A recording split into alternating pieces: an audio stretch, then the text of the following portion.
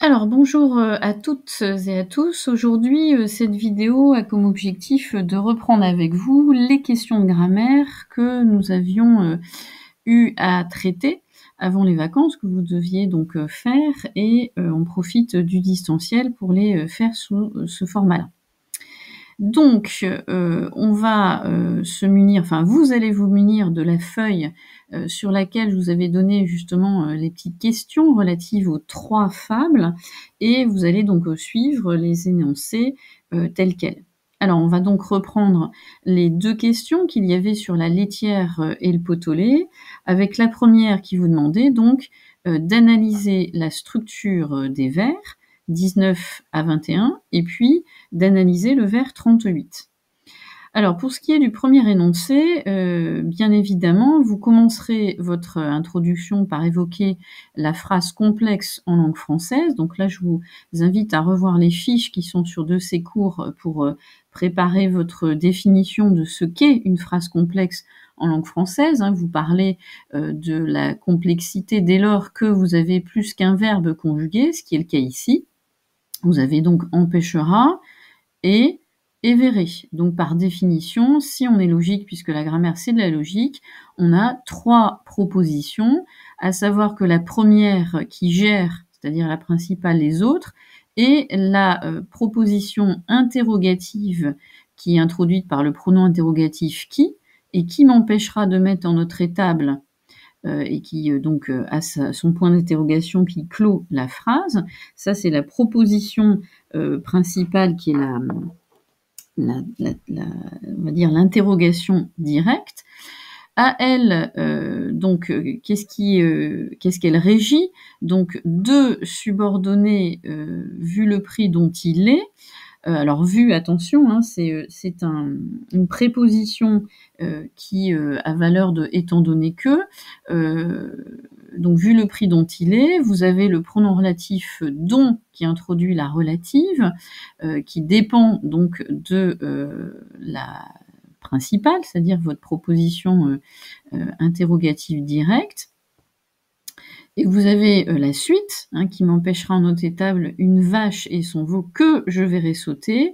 À partir de que, vous avez donc la troisième proposition de la phrase, qui est ici une proposition relative. Donc une vache et son veau que je verrai quoi? Donc pronom relatif, dont les antécédents sont une vache et son veau.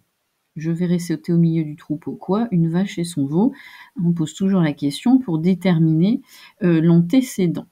Donc en fait ici, une phrase complexe et trois propositions que l'on identifie par les verbes conjugués. Et donc, de manière générale, vous avez affaire à une proposition interrogative.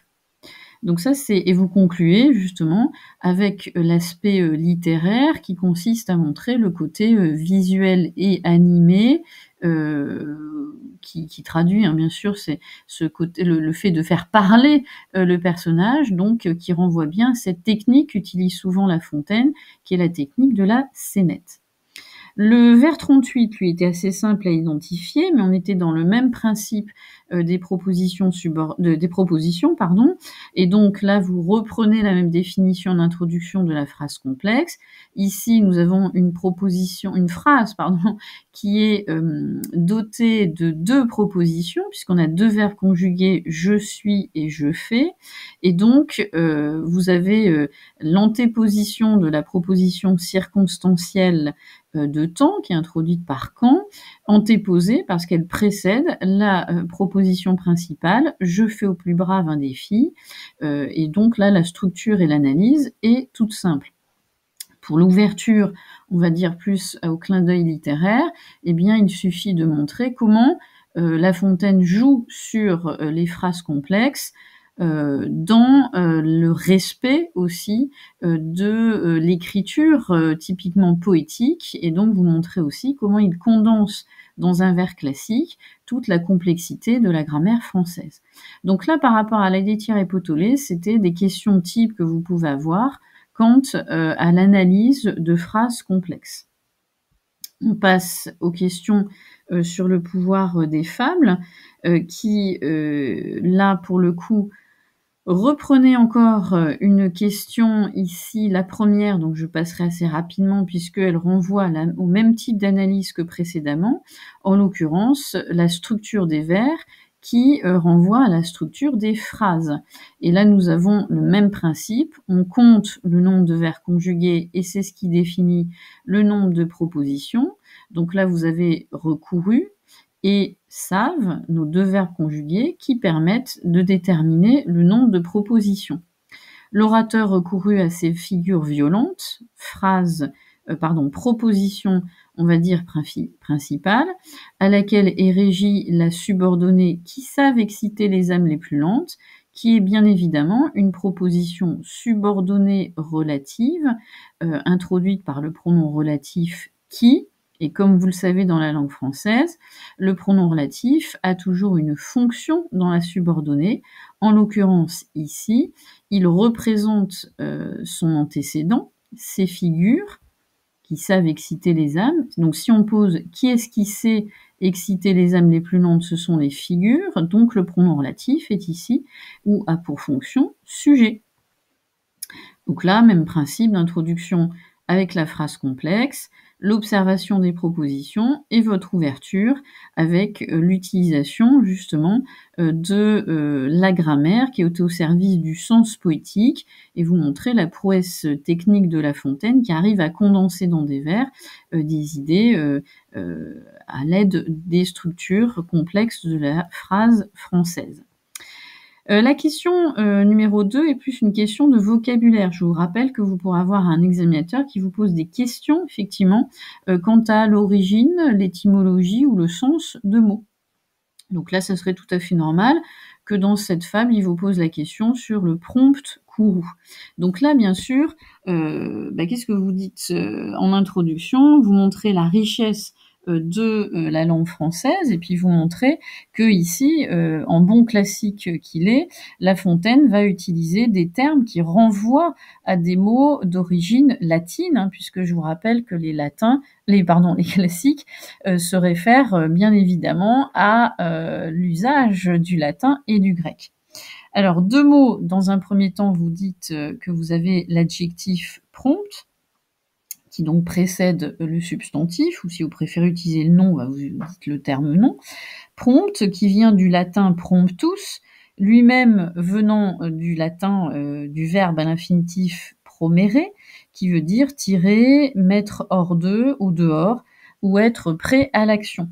Et donc, on voit bien, et là vous direz, que l'étymologie du terme est respectée, puisque prompt en langue française veut dire quelque chose qui est rapide, qui ne tarde pas ou qui va vite.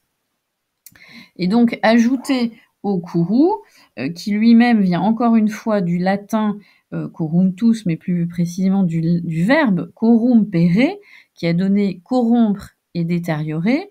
Le kourou, c'est quelque chose qui est détérioré, qui détériore votre état normal, naturel, et donc un kourou en langue française, c'est une colère. Donc vous voyez, c'est intéressant de voir comment l'idée de corrompre, hein, de détériorer, de défaire, a abouti à la notion imagée de la colère. Donc un prompt kourou, c'est une colère très vive et très rapide. Et là, bien sûr, c'est la traduction de la colère de l'orateur qui réagit rapidement, énervé face à un peuple qui n'y comprend rien. Donc là, vous expliquez tranquillement le sens et de l'adjectif et du nom, et puis vous montrez surtout l'influence du latin dans l'écriture de la langue de La Fontaine, logique, puisque c'est un classique. Ensuite, pour les questions concernant la fable Rien de trop. Là, il s'agissait aussi de se référer à l'origine de mots, et là vous aviez donc la classe grammaticale qui était à observer, en l'occurrence celle des adverbes, puisque vous avez affaire au vers 5 et au vers 10, à 2 adverbes présents dans la fable. En introduction, vous pouvez rappeler que très souvent, L'adverbe dans la langue française est construite d'une base à laquelle on rajoute un suffixe, qu'on avait appelé le suffixe, bien sûr, adverbial. Et donc ici, vous avez deux adverbes qui sont construits de la même façon, c'est-à-dire que la base constitue l'adjectif nul, qui a la formule et à la forme féminine, forme à laquelle on a rajouté donc le suffixe ment, qui vient du latin mens, mentis, qui veut dire l'esprit. Donc nullement, c'est avoir l'esprit nul, qui bien sûr va devenir au sens français, quand vous dites nullement, c'est en aucune manière ou pas du tout.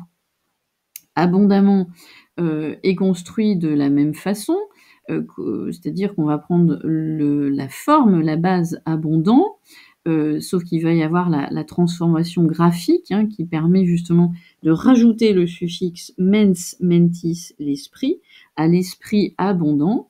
Et donc vous avez là par contre une transformation graphique, si on peut dire comme ça, pour construire définitivement l'adverbe. Donc avec l'esprit abondant. Et donc on voit bien que là il joue, et ça c'est l'ouverture que vous ferez, il joue sur la forme bien sûr de l'adverbe qui nullement, abondamment, 3 syllabes, 4 syllabes, est au service du sens, puisque on rappelle que dans Rien de trop, c'est l'évocation de l'excès, du côté excessif des espèces animales comme des hommes, qui courent à leur perte. Donc là, la grammaire toujours au service du sens. Mais là, vous insisterez bien sur cette formation de l'adverbe typique entre la base, qui est bien souvent un adjectif, auquel on rajoute un suffixe adverbial tiré d'une forme latine. S'ils ne firent pas, du moins ils y tâchèrent, là on revient à l'analyse d'une structure de proposition. Donc je vous renvoie à l'introduction que vous auriez pu faire dans la première fable, à savoir ici que vous avez deux verbes conjugués. Donc on retrouve bien firent et tâchèrent, deux verbes qui sont au passé simple, qui déterminent les deux propositions. La première étant en antéposition de la principale, s'ils ne le firent pas. Vous avez bien ici la proposition subordonnée de condition, suivie de l'indicatif, du mode indicatif et en l'occurrence du temps qui est le passé simple, qui est donc suivi de la principale, du moins ils y tâchèrent.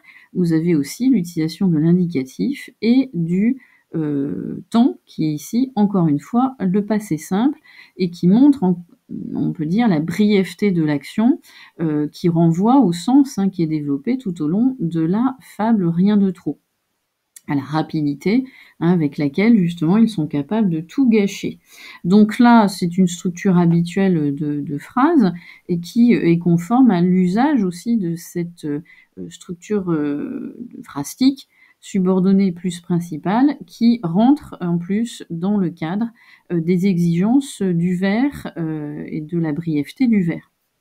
Voilà, pour ce qui est de ces points de grammaire, bien sûr, si là c'est repassé un peu trop vite, là, si vous avez besoin de revoir les notions de grammaire, vous n'oubliez pas qu'elles sont sur de ces cours dans la rubrique grammaire première, et donc les fiches sont assez synthétiques pour que vous reteniez l'essentiel. Voilà pour ces notions de grammaire que, bien sûr, nous poursuivrons dans l'analyse d'autres énoncés, et là en particulier chez Stendhal. Voilà, bonne lecture et bon entraînement.